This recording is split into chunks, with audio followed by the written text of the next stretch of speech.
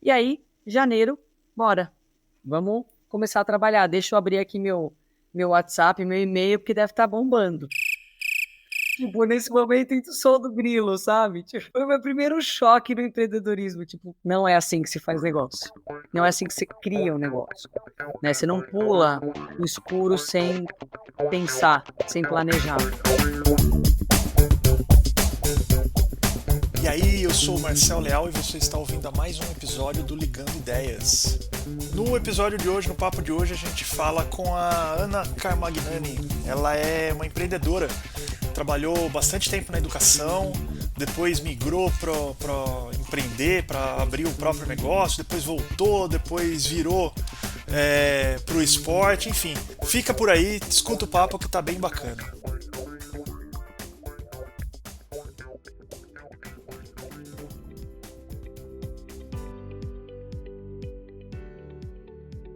Obrigado pelo seu tempo, obrigado por ter aceito o convite aqui para a gente bater um papo.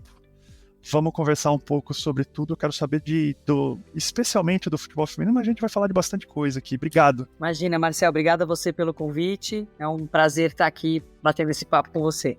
Minha companheira de fracasso lá no Fuck Up Nights, onde a gente contou algumas histórias. Quem não conhece, é um evento muito legal. Vamos lá, me conta um pouco, eu queria entender, eu quero falar um pouco da sua epopeia aí no futebol feminino. Tem muita gente, tem muito pouca gente olhando para isso, né? Uhum.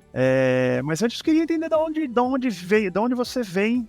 Você é formado em quê? Porque você tem uma empresa de consultoria, né, de gestão, né, para os empreendedores. Conta um pouco como começou isso. Bom, eu sou formada, eu sou professora formada, eu sou da época do magistério e eu fui trilhando o meu caminho mesmo, minha trajetória profissional pela educação.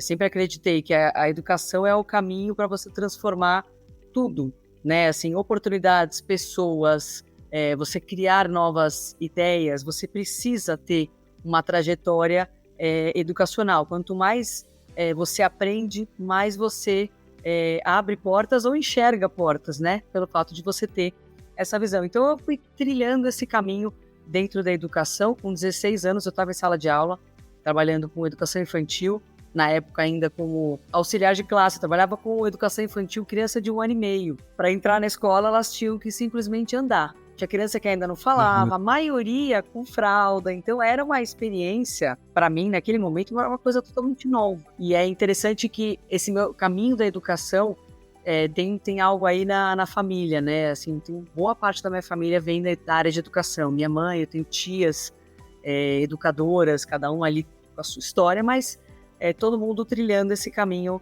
da educação, do lado das mulheres, né? E do lado dos homens tem aí muito sangue forte no empreendedorismo também. Então, acho que eu juntei um pouco de cada lado para trilhar o meu caminho.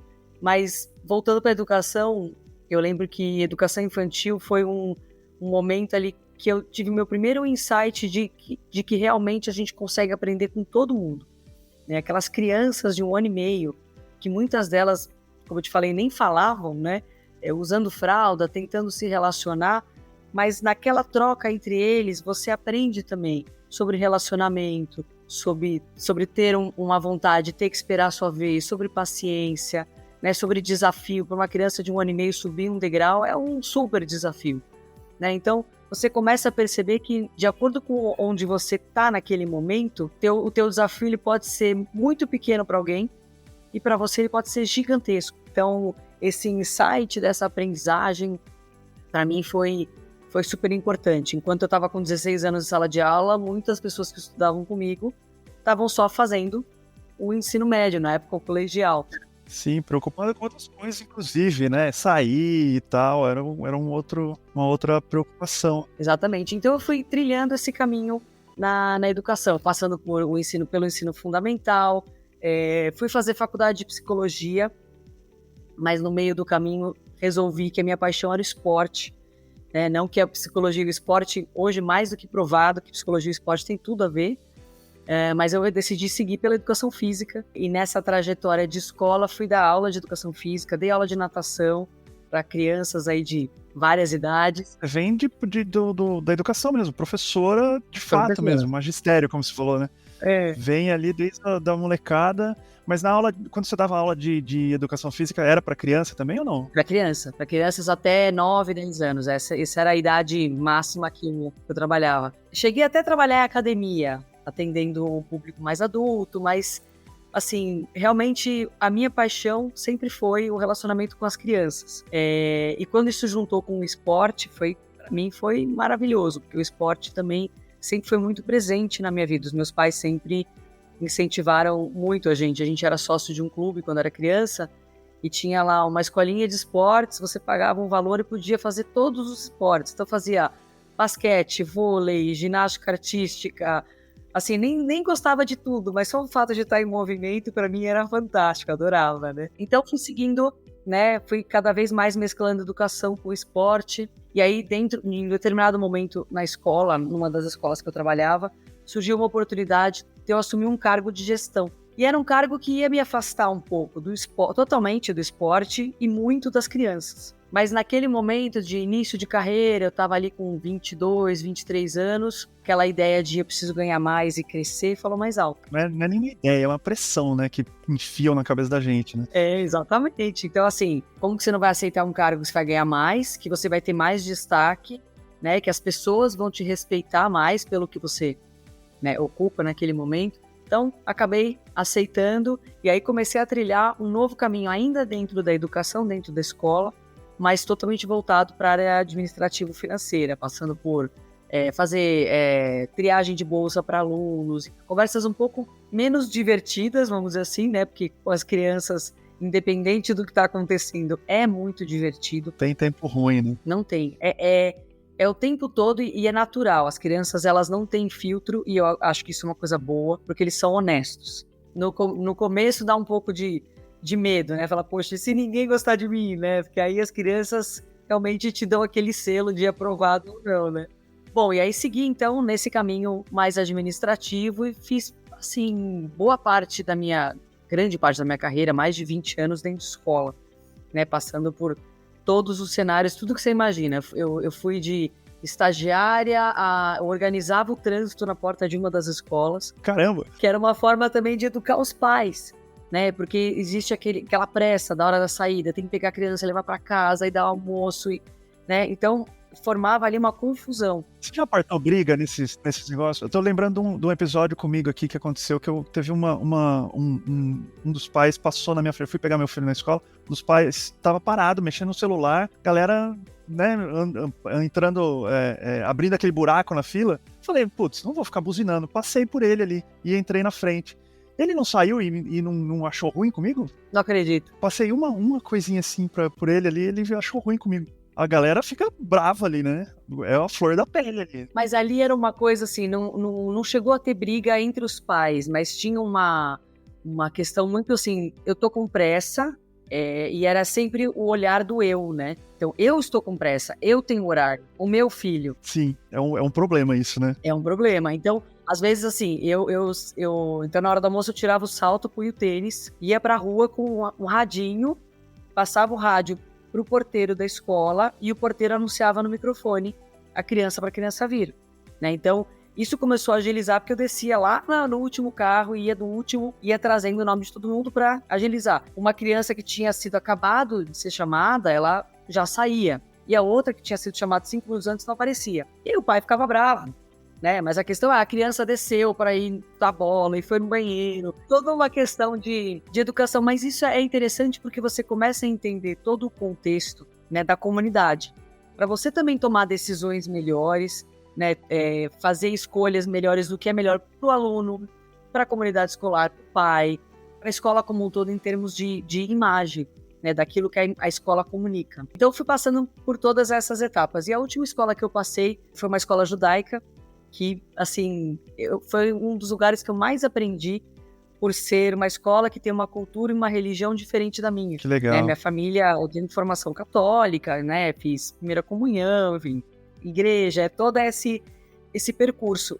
E eu lidava com uma comunidade que tem valores e culturas totalmente diferentes, né? Então, nos corredores da escola, você ouvia as pessoas falando hebraico e falando de termos. Ah, semana que vem tem o Pessah. Eu falava, que é isso, né? Assim, eu ficava totalmente perdida.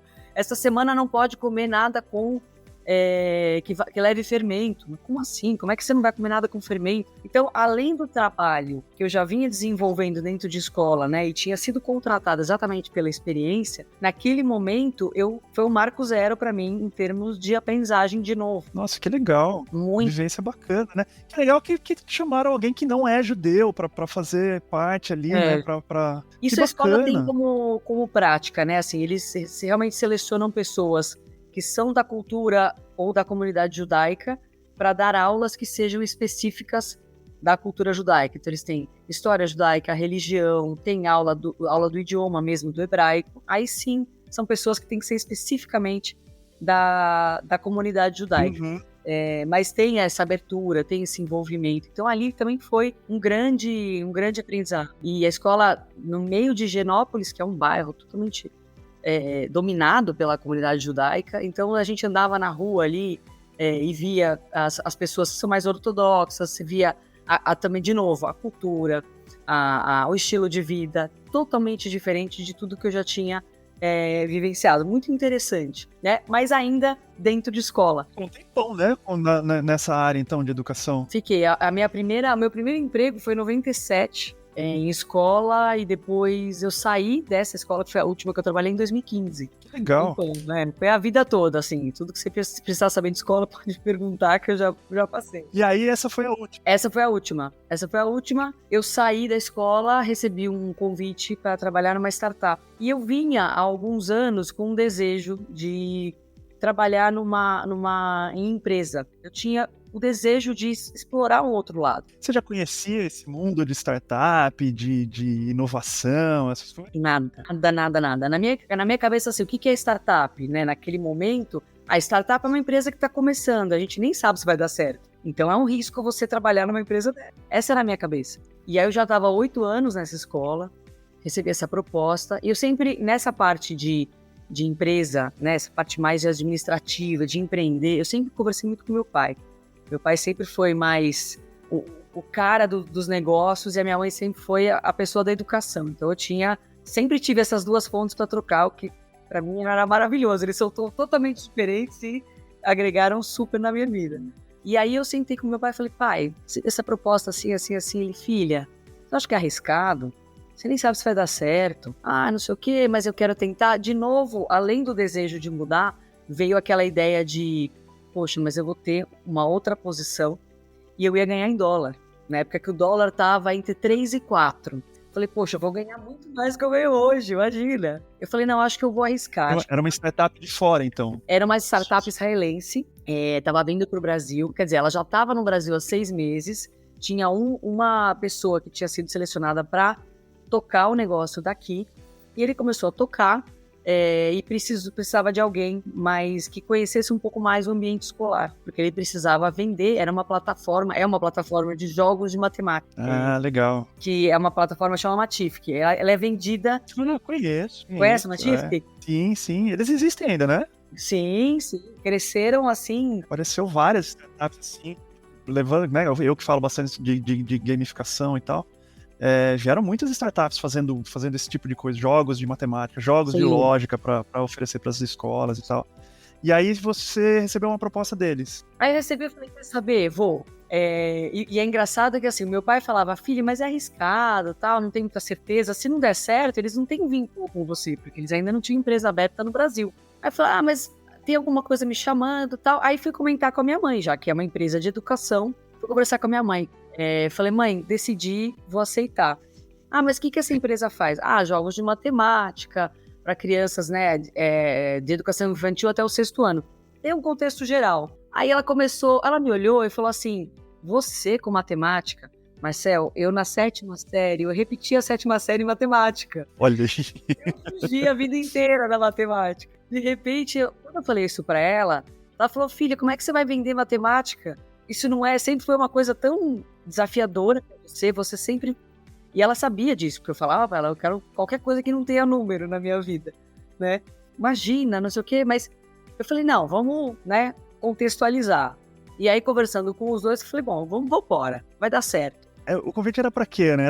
Era para ser representante da startup no Brasil? Era para ser, sei lá, vendedor, para sair fazendo a parte comercial? Na verdade, a gente precisava desenvolver o negócio no Brasil, a gente precisava criar um negócio aqui. Então, eles tinham toda a parte de desenvolvimento, tudo da parte de estrutura, dos jogos, de criação, tudo ficava em Israel. Eles precisavam que o negócio se desenvolvesse aqui. Então, a gente precisava ter uma estrutura para vender, para divulgar. A gente precisava que toda a plataforma tivesse em português, porque ela é desenvolvida em inglês e em hebraico. A gente precisava traduzir o conteúdo, né, localizar esse conteúdo para a cultura local, cultura do Brasil. Né? Então, você tinha jogos ali com moeda que eles colocavam dólar. Né? A gente falava, não, as crianças não vão reconhecer, não é tudo criança que conhece dólar aqui no Brasil. Então, a gente precisava realmente, como se estivesse criando a empresa do zero, tendo o produto a ser vendido. A gente começou do zero, mapeamento de escolas, os contatos que a gente precisava fazer, como é que a gente vendia, criar a apresentação, desenvolver um pitch de vendas. E você já tinha experiência nisso? Nada. Ó a veia empreendedora aí, ó. Nossa, super, se mas... joga, né? A galera se joga mesmo, é isso aí. Se joga, porque assim, ou é, né? Assim, eles me escolheram pela experiência que eu tinha em escola, que era isso que eles estavam buscando. Querendo ou não... É o mais importante, né, na verdade. Mas eu vou te falar, Marcelo, eu acho que todo professor é vendedor. Porque ele está na frente de uma sala que tem lá 20, 30, 40 alunos e ele precisa garantir que o que ele está falando seja interessante, que as pessoas estão prestando atenção, isso está sendo absorvido, está tendo algum valor, está sendo agregado. Então, todos os dias o professor vende por 7, 8 horas, né? Porque lá no final, quando o aluno fizer a prova, né, fizer uma avaliação, for promovido ou não, aquilo atesta se ele é um bom vendedor ou não, se ele é um bom professor ou não. Se a classe inteira tira 0 numa prova, significa que o professor não soube comunicar corretamente. Tem alguma coisa errada nessa comunicação. Mas isso, de novo, foi aí mais um insight da carreira, né? O professor é um vendedor, porque eu estava apavorada. Ana, você vai ligar para a escola e vai tentar marcar uma reunião. Aí eu, tá bom, nunca tinha feito isso, mas tudo bem. E na época, o Denis, que até hoje ele é o CEO da Matific, a gente trabalhava num escritório era um escritório na Regus, na Paulista. Era uma mesa de frente para outra. Aí ele falou, então liga aí para uma escola que eu quero ver. Marcel, que na vergonha. Frente, sim. Na frente dele. Liga que eu quero ver, tá bom. Aí eu ligava. Eu lembro que eu tava com o telefone, eu usava o telefone com fio, né? A minha mão tremia, assim, o fiozinho ficava assim. Gaguejei, enfim. Que sacanagem, não se faz isso. Mas eu acho que era assim, na cabeça dele, era a responsabilidade dele pelo negócio e pela contratação. Então, assim, eu quero ver se você está fazendo bem feito e direito para eu poder te dar as dicas. Meu primeiro pensamento foi o seu. Eu não acredito que ele vai me pedir para ligar na frente dele. Tipo, não confia. Fiquei morrendo de vergonha. Fiz tudo errado, gaguejei, troquei o nome da pessoa, mas tudo que podia dar errado deu. Aí eu desliguei o telefone e ele falou assim, você tava nervosa, né? Eu falei, eu ainda tô, porque eu nunca fiz isso e você tá me olhando. Aí ele falou, não, aí ele pegou e me deu umas dicas. Né? E ao longo do tempo, né, eu fiquei 6 anos na Matific, que eu descobri, fui conhecendo o Denis, fui percebendo que esse era o estilo dele, Sim. Essa veia de educador.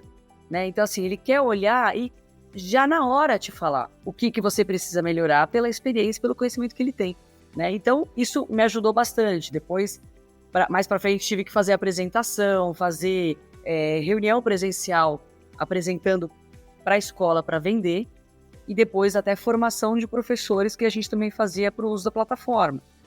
No começo, ali com 20 professoras, eu olhava aquela sala lotada de professora, eu via todas as professoras eram minha mãe. Porque minha mãe é professora e elas me lembravam a minha mãe. Falou, gente, eu tô vendendo pra minha mãe, sabe uma coisa? Mas assim, foi uma trajetória maravilhosa. A gente, foi a minha primeira experiência ali com vendas, com marketing, com tradução. Eu estudei inglês a vida inteira, então eu tinha facilidade com isso. Isso também era uma vantagem, né? Eu tinha que me comunicar com Israel quase todo dia, sempre em inglês. Mas nas escolas eu nunca tinha usado, então eu nunca tinha usado o inglês profissionalmente. Então foi um momento assim, você tem essa ferramenta, você não está usando. Comecei a botar para fora tudo que eu tinha, talvez, desenvolvido no back-office da minha cabeça, agora é a hora. Então, isso foi sendo desenvolvido, a empresa foi crescendo, A gente foi contratando mais gente, conforme a startup ia crescendo, eu ia crescendo junto, né? Então, até final de 2020, então eu entrei ali, o cargo, na verdade, você me perguntou para fazer exatamente o que? Era para fazer tudo, e eu era uma business developer. Era isso, eu tinha que desenvolver o negócio. Conforme a gente foi contratando, eu fui mudando de cargo, né? Então, eu fui coordenadora pedagógica dos conteúdos, gerente da equipe. Vida de startup na veia. Totalmente. E era uma delícia. Pra falar bem a verdade, era uma delícia. Porque no último ano, ali em março de 2020, quando estourou a pandemia, a gente estava numa sala, a gente era em 30, ainda no coworking, né? A gente estava lá na WeWork, sala gigante, todo mundo junto, vendedor, o pós-venda, o marketing, o cara do público, todo mundo junto. Era o tempo todo ali. Eu tava fazendo alguma coisa, vinha um vendedor, Ana, tem uma escola que eu tô falando assim, e eles querem fazer essa proposta aqui que eu respondo. Então era tudo em tempo real. A gente fazia treinamento com a equipe toda sexta-feira, clima de startup, sabe? Sexta-feira depois do almoço, não era tá todo mundo livre, né? A gente fazia um happy hour, mas com treinamento. Eu fazia treinamento de vendas, a gente falava, vem tal pessoa e tal pessoa, você vende, você é a escola.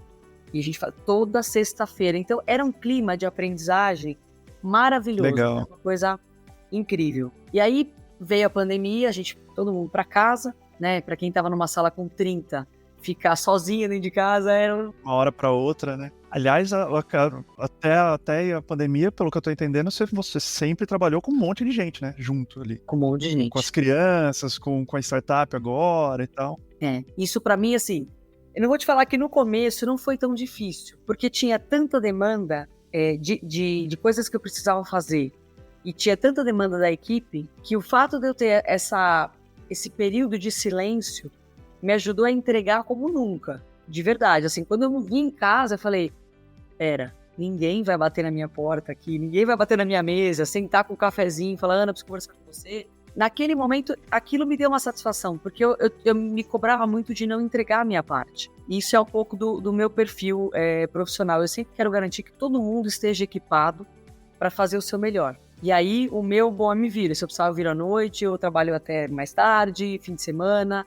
Então, eu sempre tento dar esse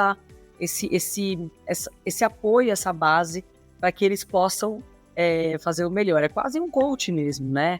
Eles vinham muitas vezes pedir uma ajuda e falavam assim, Ana, o que eu falo para essa escola? E aí eu começava a responder para eles, o que você fala? O que você acha que você tem que falar?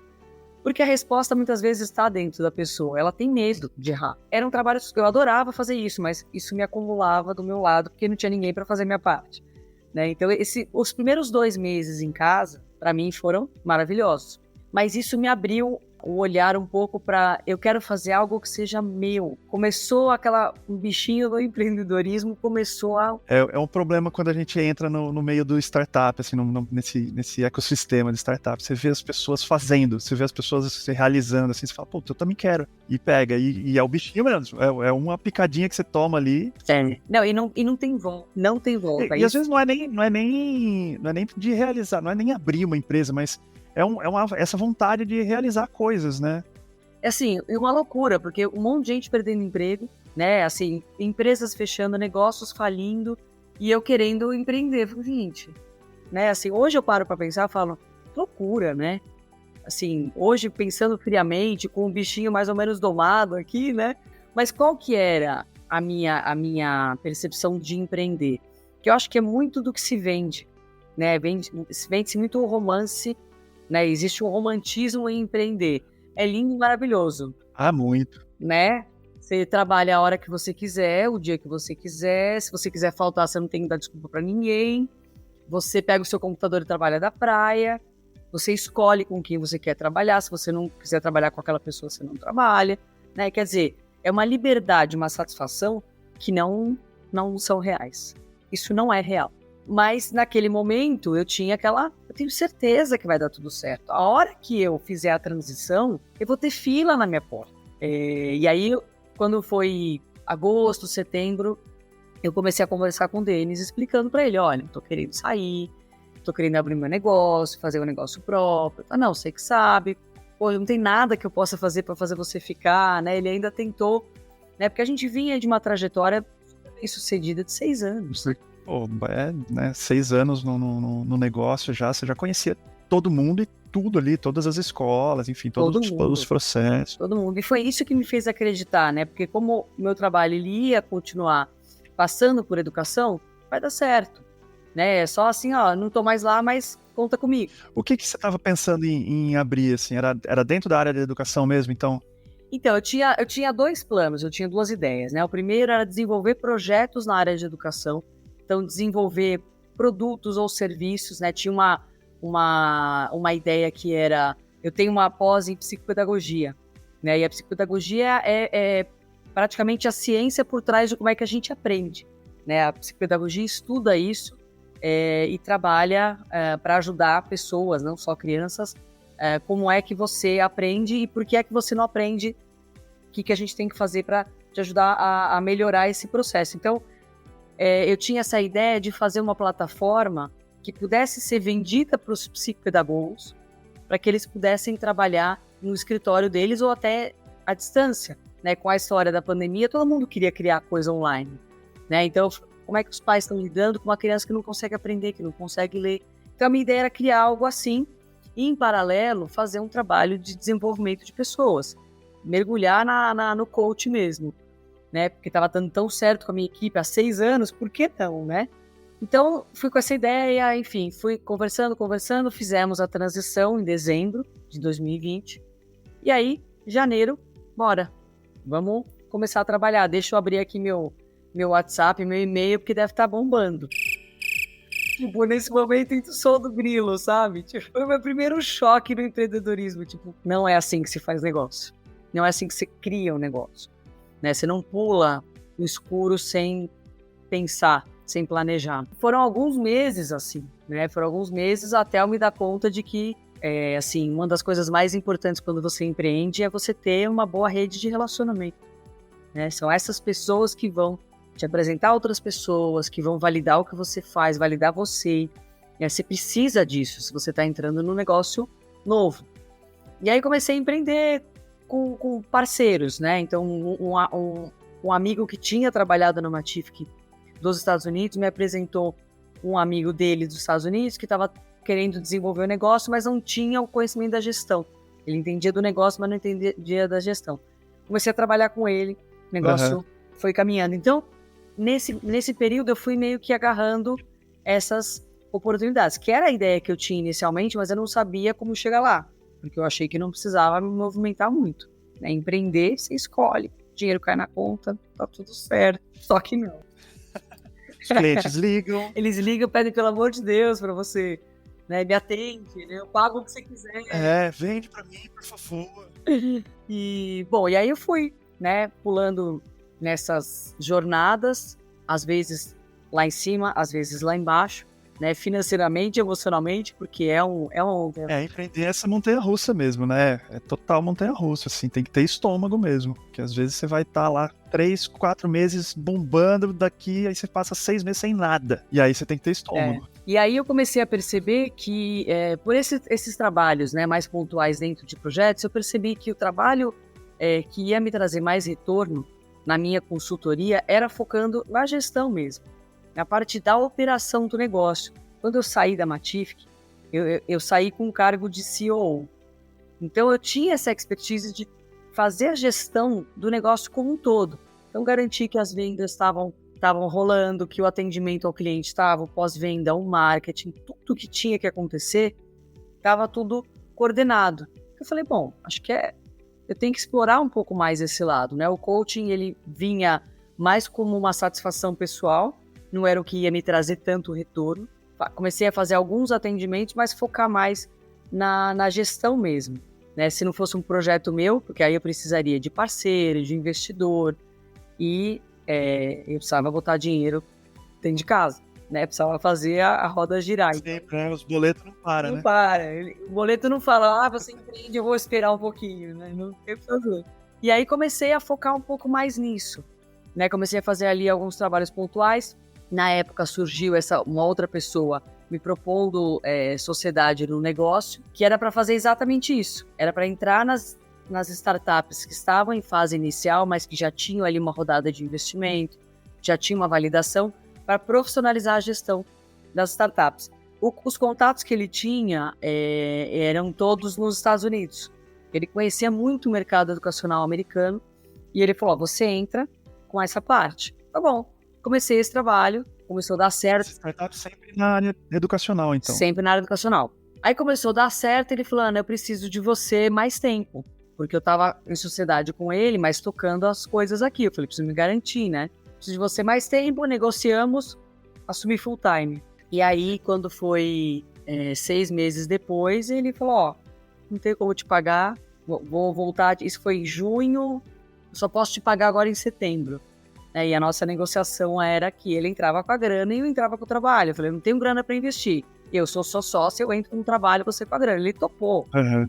Na hora do vamos ver o dinheiro, não rolou. Então, esse foi um outro deslize aí de carreira, mas tem um lado meu de não ter, acho que me cercado um pouco mais, olhado um pouco mais de perto. O financeiro ficou na mão dele, em nenhum momento eu pedi pra ver, né? Aprende, então, né? A gente não erra, né? Ou a gente acerta ou a gente aprende. Sempre assim, não existe erro, né? Eu acho que sempre é o resultado, né, de alguma coisa, e com esse resultado você tira uma aprendizagem para você evoluir. E você tava lá fora ainda, né? Eu trabalhava aqui do Brasil, mas a gente fazia muita viagem de negócios, então assim, viajar, por exemplo, daqui do Brasil para San Diego, eu viajei 30 horas, né, porque na minha cabeça, assim, é o meu negócio, é o meu, de certa forma também é o meu dinheiro, né, se eu gastar mais eu vou receber menos, então eu pegava aqueles voos malucos de 5 horas no aeroporto, mais 8 horas no outro aeroporto. Então, assim, tem todo um desgaste. Passou, né? Foi ali uma batalha para conseguir receber o valor, porque foi logo após uma viagem que eu tinha gasto aí 40 mil reais no cartão, com tudo, com passagem, com material. Aí, nesse momento, é que o esporte volta para minha vida. Chegamos no futebol feminino. Volta do futebol, né? Eu sempre joguei, eu tenho 3 irmãos, então a nossa brincadeira entre irmãos era sempre a que eles escolhiam, que são a maioria. Futebol, né? Sempre foi jogar bola. Sempre, assim, meu pai é fascinado por futebol, né, louco ali pelo Palmeiras, sempre estava assistindo o jogo, sempre estava junto nesse meio. Eu jogava nesse clube que a gente era sócio, cheguei a jogar futebol de campo, tinha chuteira, era o meu sonho jogar bola. Você foi profissional? Não, eu cheguei com 17 para 18, o técnico do clube falou, ó, eu quero te levar a fazer uma peneira no São Paulo. Você quer ir? Agora! E eu já trabalhava na escola. Então eu jogava assim, meu horário era todo montadinho para dar tempo de fazer tudo. Eu falei, agora. Ele falou, olha, como você tem... Eu não tinha feito 18 ainda. Ele falou, como você é menor de idade, você precisa da autorização dos seus pais. Eu falei, tá bom. Aí fui direto no meu pai, porque eu falei, ele vai amar, né, a filha jogar futebol, ele ama futebol. E aí ele me deu ali uma primeira lição de vida, né? Que é assim, filha, eu sei que você gosta muito de jogar bola, mas nesse momento, o futebol feminino não vai te dar uma receita que vai permitir que você viva a sua vida, né? Assim, o futebol feminino, ele tem um atraso, né? Por toda uma proibição que existiu por muito tempo de mulheres jogarem futebol. Então, quando isso começou a vir à tona, isso era 96, mais ou menos, tinha aí um pouco mais de 10 anos, talvez 10, 15 anos, que o futebol, de fato, era permitido e que as mulheres ganhavam o salário. Imagina, ninguém falava, né? Nessa época ninguém falava de futebol feminino. Nada, e tinha um preconceito gigantesco. Tinha um preconceito, era bem escondido, inclusive. Sim, ia mudar a minha vida, né? Porque assim, você tem que viver disso, você tem que treinar todo dia, você viaja para jogar, muitas vezes você tem que morar no alojamento. Então, acabei não indo, nem fui fazer a peneira, eu falei, pra que eu vou pra passar vontade? Não fui, mas segui jogando bola, pelo prazer de jogar, né? Sempre tive amigas que jogavam, enfim. Então, e aí, quando eu mudei pra esse bairro que eu moro hoje, em São Paulo, conheci uma amiga que fazia crossfit, porque eu também vou passando por todos os esportes, porque eu adoro. A gente conversando, porque eu gosto de jogar bola, ela também, eu também gosto, no meu condomínio tem treino de futebol. Isso foi em 2018. E aí, em 2018, eu comecei a treinar. Então, desde 2018 até hoje, a gente tem, toda quarta-noite, a gente joga futebol. Um grupo de mulheres aí, 40 a mais, que é o mais legal de tudo, porque todo mundo tem a mesma vida, assim, né? Tem família esperando, tem marido, filho, mas aquele é o nosso momento, né? De jogar bola. E, vou te falar, Marcel, sai cada lance, cada gol que eu vou te falar. Nossa, É muito que legal, massa. é muito Precisa gostoso. gravar e publicar. Com certeza, com certeza. A gente, é nossa terapia, mas a gente não troca por nada. Não pelo momento gostoso, mas pelo prazer de jogar. A gente genuinamente gosta. E aí, nesse treino, o ano passado, uma outra amiga do futebol ali, a gente aquecendo, ela, Ana, o que você faz? E a gente começou a conversar de trabalho. E ela falou, eu tenho uma ideia de abrir uma agência para intermediação de atletas de futebol feminino. Eu sinto que em você, eu e você juntas, isso vai fluir. Que legal. Aí eu falei, vambora. Mas assim, na hora eu topei, porque eu olhei lá atrás do que eu passei de não poder jogar profissionalmente. Eu falei, não, eu quero que outras meninas que queiram seguir carreira possam fazer isso. Hoje muitas atletas são atletas profissionais e têm que trabalhar para ter uma receita. E aí a gente começou esse trabalho. Então, basicamente, a gente seleciona algumas atletas, a gente acompanha. Já é a Esquadra 13, né? A Esquadra 13, exatamente. A gente começou a Esquadra em junho do ano passado, já trazendo algumas parcerias, pessoas que têm conhecimento mais técnico da área, saúde e técnico, né, para as duas frentes. E a gente começou a estudar a possibilidade de quais são as atletas que fazem sentido para a gente agenciar, né? E a gente tem um conceito diferente de agenciamento. A gente quer garantir que as meninas tenham um desenvolvimento integral para que elas possam escolher o caminho que elas querem seguir. Se elas quiserem seguir carreira no futebol 100%, e é isso que elas querem fazer, elas vão poder fazer essa escolha porque elas estão preparadas para isso. Então, não é só o físico, né? Tem a parte da saúde mental, de fato ter um estudo, ter um conhecimento que te permita avaliar situações e tomar decisões que sejam melhores para você, que sejam seguras, que te tenham uma projeção de vida, ter um controle financeiro. Então a gente quer que as meninas... Uma equipe grande, então, já. Olha, não tanto. Não, mas assim, são várias áreas, né, para preparar essas meninas, assim, eu imagino que tem A gente traz parceiros. Isso, então, tem uma rede grande ali de profissionais para ajudar essas meninas, eu imagino, né? A gente traz parceiros sempre sempre, em primeiro lugar, buscando parceiros que tenham essa visão de que o futebol feminino ele ainda precisa de incentivo. E ele precisa de incentivo, porque o futebol feminino ele tem esse atraso, né? Então ficou um tempão proibido, não teve investimento. E hoje o maior desafio não ter investimento porque não tem visibilidade.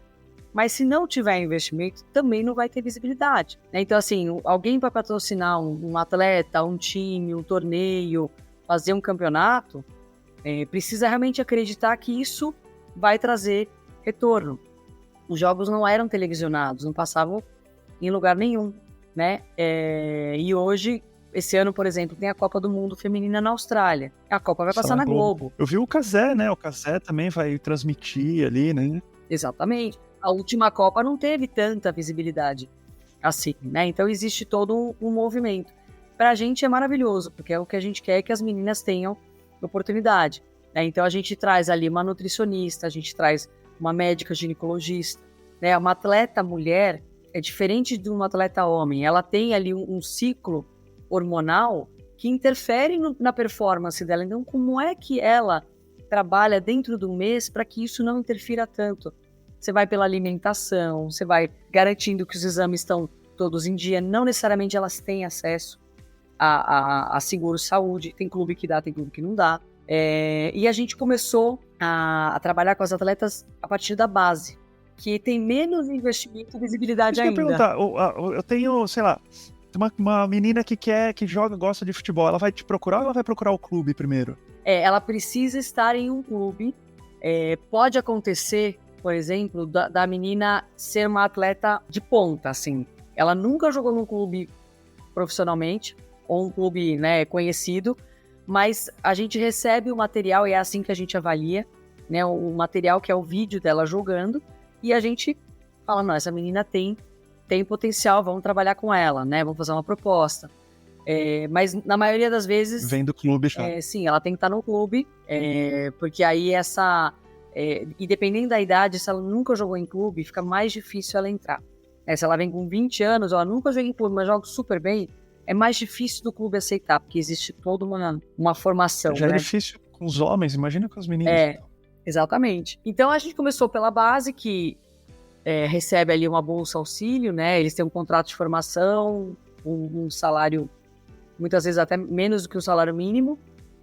Muitas meninas morando longe da família com 14, 15, 16 anos, morando em alojamento, dividindo apartamento. É um super desafio. E a gente, em termos de equipe mesmo, a gente tem uma pessoa que trabalha com a gente, que também é do nosso time de futebol do bairro. Lógico. É ótimo. Tem que ser, né? Tem que ser. Ela faz um trabalho mais do corpo a corpo com as meninas, sabe? De estar em contato todo dia. Como é que você tá? Como é que foi o jogo? E aí ela vai retomando a cada 15, 20 dias. Como é que você... você falou que você estava com cólica aquele dia. Como é que você ficou? Então ela faz um trabalho, a gente fala que ela é o coração da esquadra, né? Porque ela realmente acolhe as meninas, mas tem assim um conhecimento de futebol, tem um entendimento de família, né? Então ela acolhe em termos até de botar no colo se precisar, mas a gente tá ali trabalhando para contribuir para a formação das meninas. Quantas meninas tem hoje, vocês estão agenciando hoje? Hoje a gente está com 13 atletas. É alguma coisa com Esquadra 13, não? Não, a gente até deu risada disso outro dia, falar, gente, não é possível que a gente tá com 13, né? Tudo na nossa empresa, que tem o número 13, a gente senta pra comer, outro dia a gente sentou numa padaria pra comer, o número da mesa era 13, a gente só foi ver depois. Coisas, assim, datas, né? Vai ter um evento de futebol, que dia vai ser? Dia 13, mas... E aí vocês estão com 13 meninas, de idades variadas. 13 meninas, a mais nova tem 15... E as mais velhas têm 19. E é Brasil todo, só em São Paulo? Como é que tá distribuído essa turma aí? A gente começou pegando atletas aqui de São Paulo, né? Que, como todo negócio, começa com network. Então, conhece alguém que indica uma atleta, que indica outra. E a gente sempre foi nesse formato. A gente transferiu 3 atletas esse ano. 2 foram para Curitiba, uma está em Brasília. E as outras estão entre São Paulo e Santos. Mas continuam como agenciadas de vocês. Nossas. Elas estão jogando pelos clubes nesses locais, mas continuam sendo nossas agenciadas. Ali à distância, né? Como é que é o relacionamento de vocês com os clubes? Todo clube hoje tem uma equipe feminina? Não, né? Hoje é obrigatório, né? Assim, se o clube para ele poder jogar o profissional feminino, ele tem que ter uma base feminina, tá? Então, hoje é obrigatório o clube ter. Tem alguns clubes que fazem isso com excelência, de fato dão a mesma atenção, a mesma visibilidade para as duas frentes, né, masculino e feminino, e tem clube que a gente precisa montar um time para poder disputar o torneio. Faz ali uma peneira um mês antes, junta, joga, acabou o torneio, dispensa todo mundo. Tem ainda muita informalidade, mas é ainda de um mercado em construção. Existe muita gente que tenta se aproveitar da situação, mas tem muito trabalho sério. A gente vê cada vez mais mulheres assumindo a gestão dentro dos clubes, principalmente da frente feminina, porque como a gente estava falando aqui, é totalmente diferente. Sente na pele ali, né? Sabe as dores ali, conhece as meninas e tal. E o relacionamento é ótimo, então como é que funciona o relacionamento com os clubes ali? Ou tem uns perrengues de vez em quando? Tem. Como todo negócio tem, né, Marcelo? Não tem jeito. Até porque, muitas vezes, a gente tenta manter um relacionamento próximo, né? Na verdade, a nossa abordagem ao clube é quando a gente precisa negociar algo relacionado ao atleta. A uma atleta nossa ou a presidente. Você é um atleta, né? Não um clube. Exatamente. Eu pergunto mais por conta dessas transferências, e vende para um, vende para outro. Você vendeu a minha atleta. E não sei o quê, deve rolar umas coisas dessa, né? É isso. E assim, existe lógico, um respeito ao contrato. Então ela tem um contrato, o contrato está vigente ainda, você vai negociar. Existe o contrato, já expirou, está na janela de transferência, né? Que 6 meses antes de expirar o contrato, você pode começar a negociar atleta. E aí, muitas vezes o clube tem interesse em manter atleta e não quer negociar. Aí é uma disputa mesmo, não vou dizer que rola uma briga, mas também não é uma conversa fácil. Eu tô tentando tirar uma coisa que você não quer me dar. Por mais que a atleta tenha decidido, não, eu quero uma outra oportunidade, eu quero explorar essa possibilidade, e às vezes o clube não quer facilitar. né? Eles estão no direito deles de brigar por isso, da mesma forma que a gente está. Então não é tão fácil assim. Mas... Claro.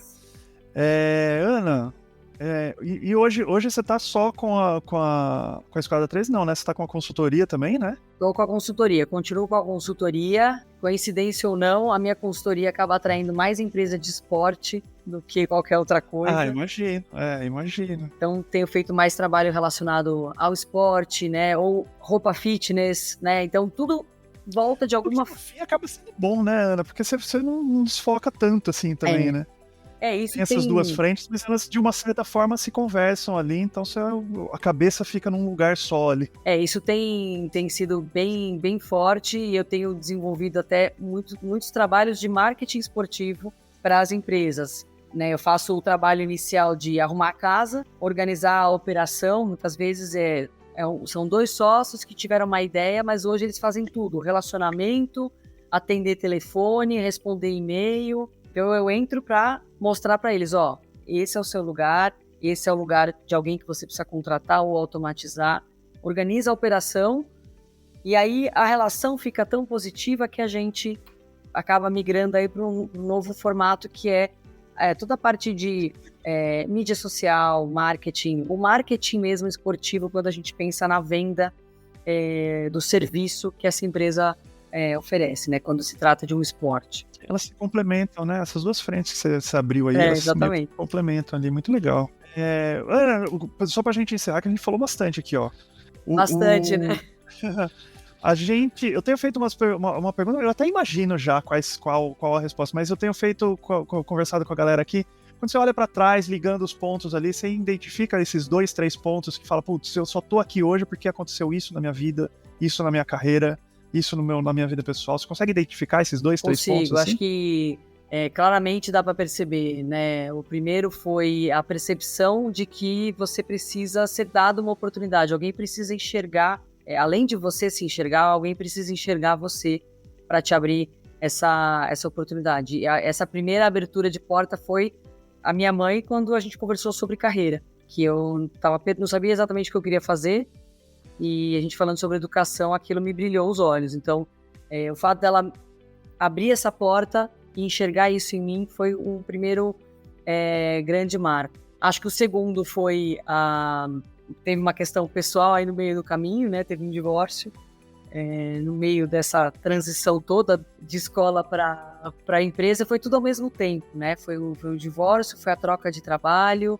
foi a venda do apartamento, que era algo que tinha sido conquistado naquele momento, e eu acho que foi aquela descida da montanha-russa, assim, sem cinto de cabeça, né? Que você fala, ferrou, o que eu vou fazer?